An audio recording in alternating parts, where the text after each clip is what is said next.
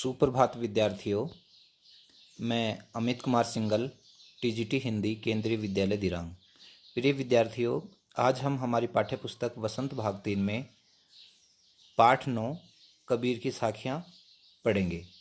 तो सबसे पहले हम कबीरदास के बारे में जानेंगे। कबीरदास भक्ति काल के प्रमुख कवि हैं। भक्ति काल के प्रमुख कवि हैं और वे समाज सुधारक हैं। कबीर बहुत बड़े समाज सुधारक हैं। कबीर का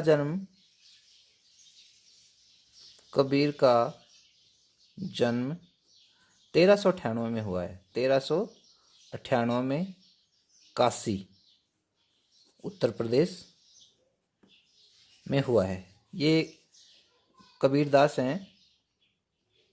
ऐसा माना जाता है कि विधवा ब्राह्मणी के गर्भ से पैदा हुए थे और लोक लज्जावश इसको लहरतारा तालाब के पास छोड़ दिया गया था। जब नीरू और नीमा ये जुलाहा दंपति हैं, जुलाहे का काम करते हैं। नीरू और नीमा लहरतारा तालाब के पास से गुजर रहे थे तो कबीरदास उन्हें मिले थे और नीरू और नीमा ने कबीरदास को पाला था। नीरू और नीमा कबीरदास को अपने घर ले आए और इनका पालन पोषण किया था। तो इसके माता पिता का नाम क्या हुआ? नीरू और नीमा। कबीरदास के गुरु रामानंद है और कबीर के शिष्य हैं धर्मदास। कौन है शिष्य? धर्मदास है। इनके पुत्र हैं कमाल और कमाली। क्या है? कमाल और कमाली हैं। कबीरदास पढ़े लिखे नहीं थे। तो अब प्रश्न ये उठता है कि कबीरदास को फिर इतना ज्ञान कैसे प्राप्त हुआ जब वो किसी स्कूल में नहीं गए, किसी विश्वविद्यालय यूनिवर्सिटी में नहीं गए। तो कबीरदास को ज्ञान कैसे प्राप्त हुआ? कबीरदास को सदसंगति से, अच्छे लोगों की संगति से, साधुओं की संगति से ज्ञान प्राप्त हुआ। क्योंकि वो एक जगह कहते हैं, मसी कागद छुयो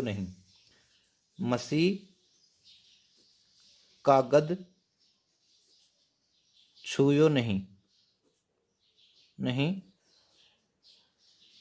कलम गही नहीं हाथ। कबीरदास जी कहते हैं कि मसी यानी स्याही और कागज, स्याही को और कागज को कभी हाथ नहीं लगाया और कलम को हाथ में नहीं लिया, कागज को छुआ नहीं।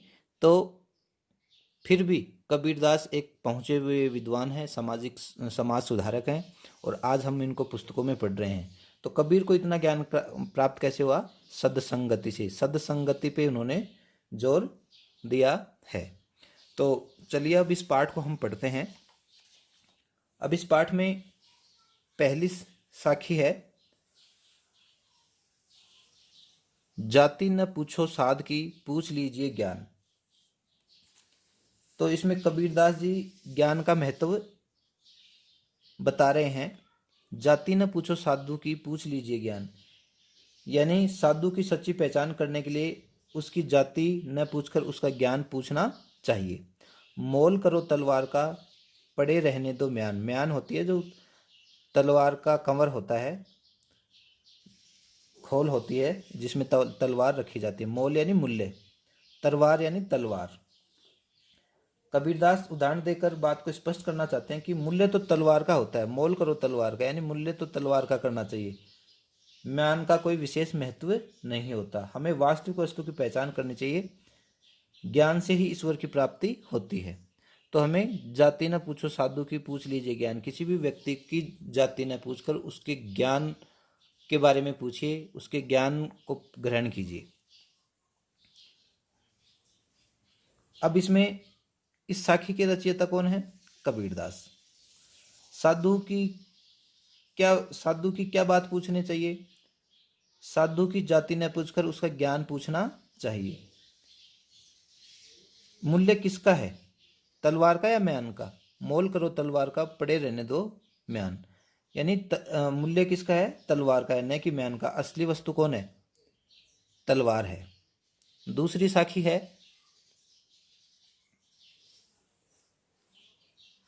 इसमें ही पूछें कि साधु को क्या पूछना चाहिए? साधु को ज्ञान पूछना चाहिए। किसको पड़े रहने देना चाहिए? म्यान को पड़े रहने देना चाहिए। आवत गारी एक है, गारी यानी गाली। उलटत, उलटत यानी उलटने पर, रिवर्स। अनेक, आवत गारी एक है, उलटत होई अनेक। कहे कबीर नहीं उलटिए वही एक ही एक। कबीरदास कहते हैं कि जब गाली आती है तब वह एक ही होती है, उसके उलटने पर वह कई रूप ले लेती है। यानी कोई हमें गाली निकालता है और हम बदले में उसे गाली देते हैं तो वो कई रूप ले लेती है। कबीरदास कहते हैं कि गाली को उलटकर उत्तर नहीं देना चाहिए। कहे कबीर नहीं उलटिए, गाली का कभी उलटकर उत्तर नहीं देना चाहिए। ऐसा करने पर वह एक ही एक रह जाती है, यानी खामखा ही झगड़ा बढ़ जाता है, लड़ाई बढ़ जाती है। तो इसमें नीति संबंधी बात की गई है।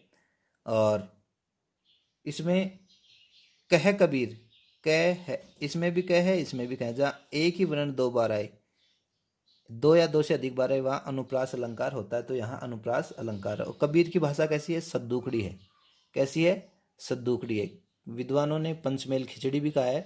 तो सद्दूकड़ी भाषा साधुओं की भाषा है। पंचमेल खिचड़ी इसलिए कहा गया है कि कबीरदास देश में देशाटन करते थे, घूमते थे, कभी राजस्थान में, कभी गुजरात में, कभी महाराष्ट्र में।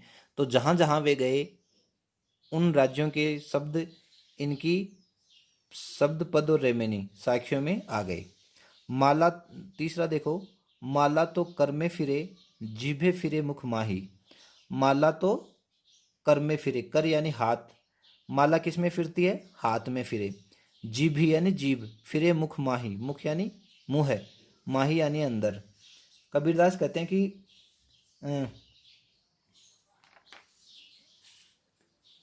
कबीर माला फेरने को निरा ढोंग बताते हैं और कहते हैं कि लोगों के हाथ में माला घूमती रहती है और मुख में जीभ घूमती रहती है। माला तो कर में फिरे, कर यानी हाथ में फिरे, और जीभ मुंह में फिरती है। अर्थात हाथ में माला लेकर और मुंह में राम नाम का मौन उच्चारण करके हम ईश्वर को याद करते हैं, ईश्वर को स्मरण करने का ढोंग करते हैं।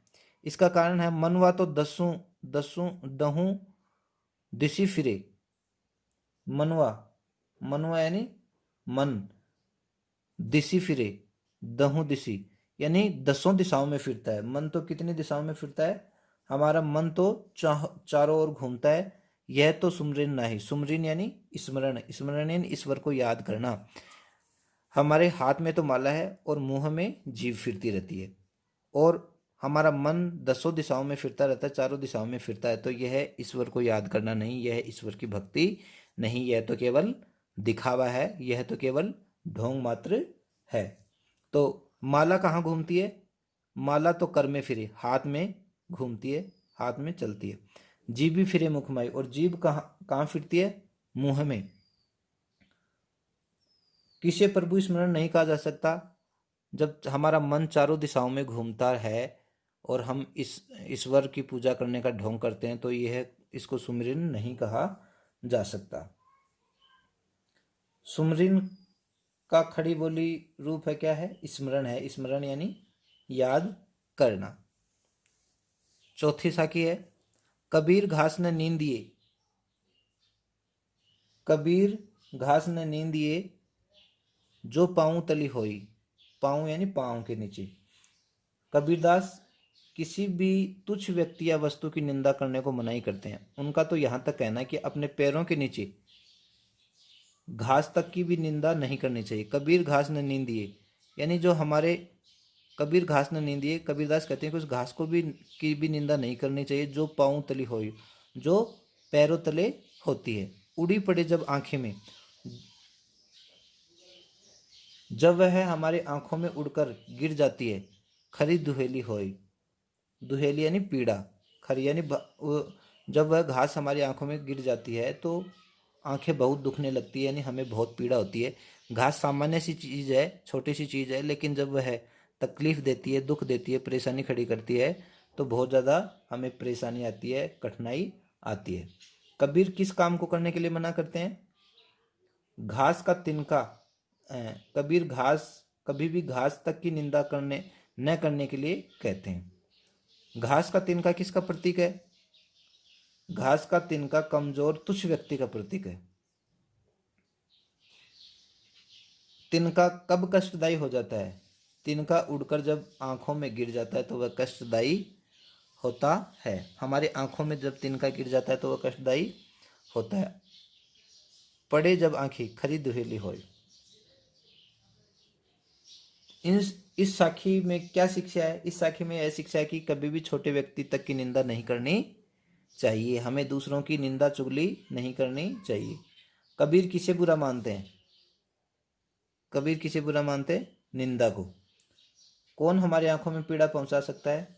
एक तिनका भी, छोटी से छोटी चीज भी।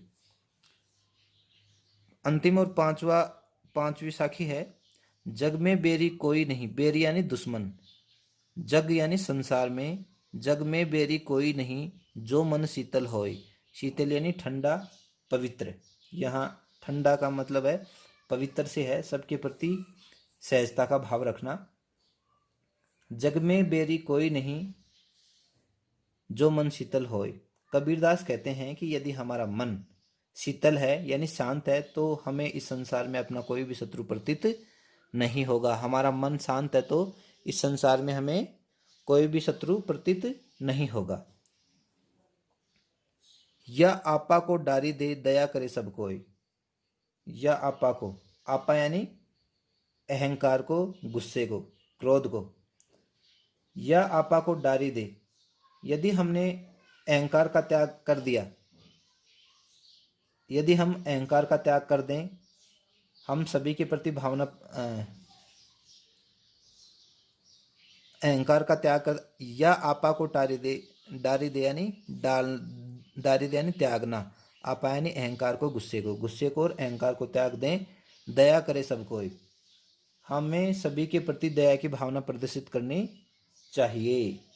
हमें किसी के प्रति मनमुटाव नहीं रखना चाहिए, किसी के प्रति गुस्सा नहीं रखना चाहिए, किसी के प्रति क्रोध नहीं रखना चाहिए, अहंकार की भावना नहीं रखनी चाहिए। कब संसार हमारा बैर नहीं रह जाता? जब हमारा मन क्या होता है? जब हमारा मन शीतल होता है, शांत होता है।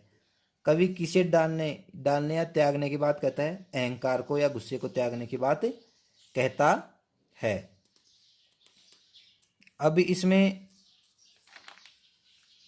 आपा अथवा अहंकार को त्याग देने वाले व्यक्ति का संसार में कोई दुश्मन नहीं होता है। तो आपा का मतलब क्या है? अहंकार।